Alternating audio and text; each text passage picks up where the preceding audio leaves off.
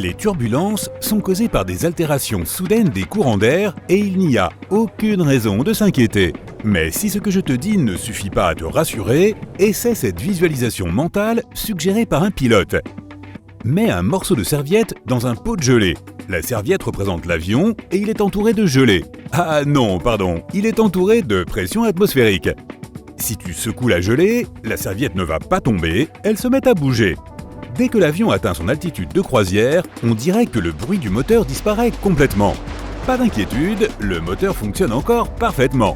Le bruit diminue beaucoup par rapport au décollage parce que la propulsion diminue, c'est tout.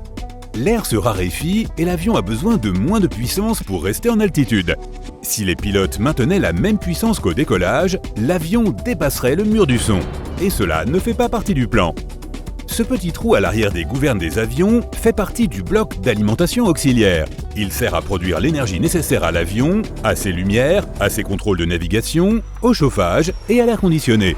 Ce bloc d'alimentation s'active quand l'avion est sur la piste de décollage.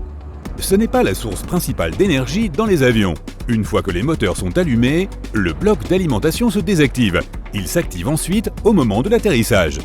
Les turbines sont situées sous les ailes de façon à ce que la maintenance des engins soit plus rapide, moins chère et plus simple.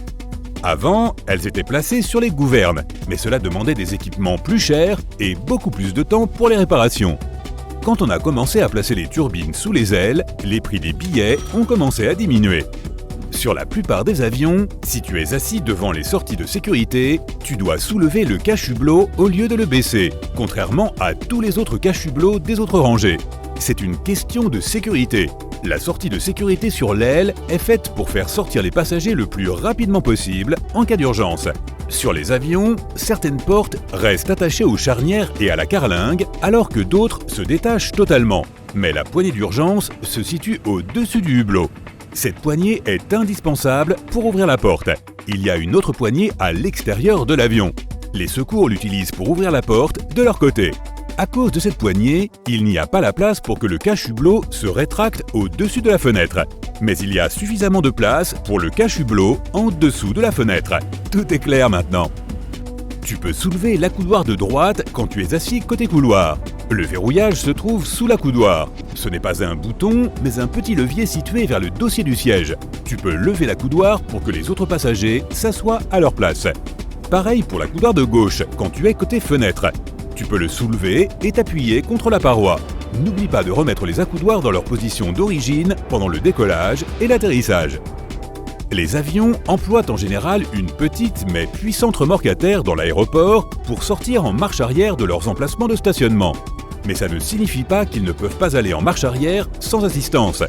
Pour ce faire, ils devraient utiliser la poussée inversée et le courant créé par cette poussée pourrait entraîner des débris dans les moteurs ou causer des dommages aux véhicules à terre, à la porte d'embarquement ou au personnel à terre.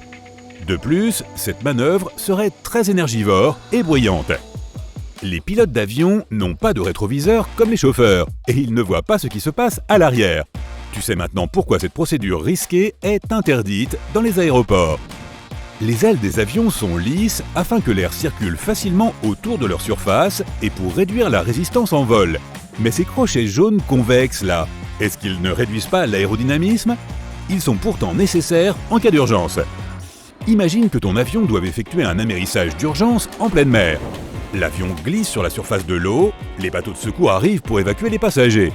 Avant l'ouverture des portes, les toboggans d'urgence se gonflent. Les passagers doivent marcher sur l'aile, puis glisser sur le toboggan. Mais la surface des ailes est glissante à cause de l'eau. Afin que personne ne tombe, les stewards installent une corde de sécurité qui part de la porte, va jusqu'au bout de l'aile en passant à travers ses crochets.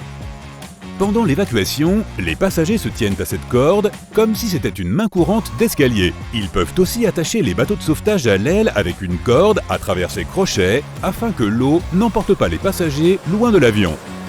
Quand les hôtesses de l'air traversent la cabine pendant le vol, elles touchent les étagères au-dessus des sièges.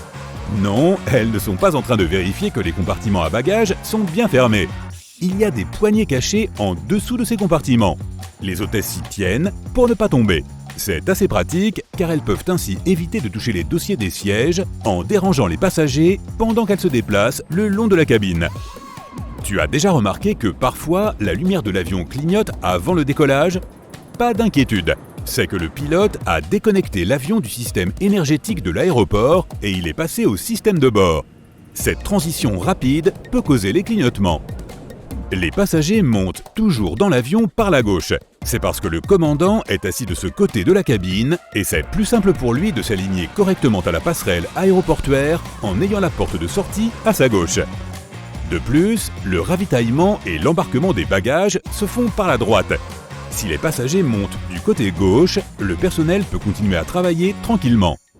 Tu as peut-être remarqué ces triangles noirs sur les parois au-dessus des sièges. Pour toi, en tant que passager, ils indiquent probablement les sièges qui ont la meilleure vue sur les ailes, d'où tu peux prendre les meilleures photos. Mais figure-toi qu'ils ne sont pas là pour ça. Les membres de l'équipage contrôlent les conditions de l'avion à travers les fenêtres qui se trouvent sous ces indicateurs. Si les ailes gèlent, si les moteurs prennent feu ou si le pilote reçoit un signal de danger, c'est là que l'équipage va aller pour faire un compte-rendu de la situation. Ces sonneries mystérieuses que tu entends pendant le vol sont une sorte de langage secret que l'équipage utilise pour communiquer. La sonnerie que tu entends peu après le décollage informe l'équipage que les trains d'atterrissage sont en train d'être rétractés. Une seule sonnerie pendant le vol indique qu'un des passagers a besoin de l'assistance de l'équipage. Quand ils servent les repas et qu'ils sont à court de boissons, ils peuvent demander à leurs collègues de partager en utilisant la sonnerie aiguë puis grave. 3 sonneries graves à la suite indiquent que l'avion va traverser une zone de turbulence, donc que l'équipage doit attacher ses ceintures. La ceinture de sécurité d'un avion n'a pas précisément la même utilité que la ceinture que tu as dans ta voiture. La ceinture de la voiture te protège des chocs horizontaux. Quand un avion traverse une zone de turbulence, il est secoué de haut en bas. La ceinture au niveau de ta taille t'empêche de te cogner au plafond. La tablette, le fermoir de la ceinture et la poignée de la porte des toilettes sont des nids de bactéries. Les poches sur les sièges ne sont pas mieux. Les passagers y laissent leurs mouchoirs ou leurs lingettes usagées qu'ils ont utilisées pour se moucher ou pour tousser.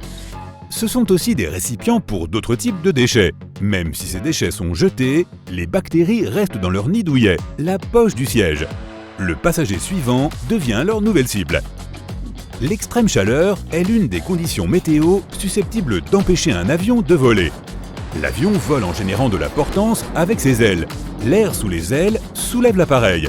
Avec une chaleur extrême, un avion ne peut pas générer suffisamment de portance. L'air chaud se dilate et devient moins dense que l'air froid. Cette diminution de la portance fait que l'avion aura beaucoup de difficultés à décoller et à voler. L'appareillage électronique ne répondrait pas aussi bien en cas d'extrême chaleur et d'humidité, et le système de climatisation pourrait céder. Les jets de petite taille peuvent voler à des températures de plus de 48 degrés. Les Airbus et les Boeing plus grands fonctionnent mieux au-dessous des 52 degrés.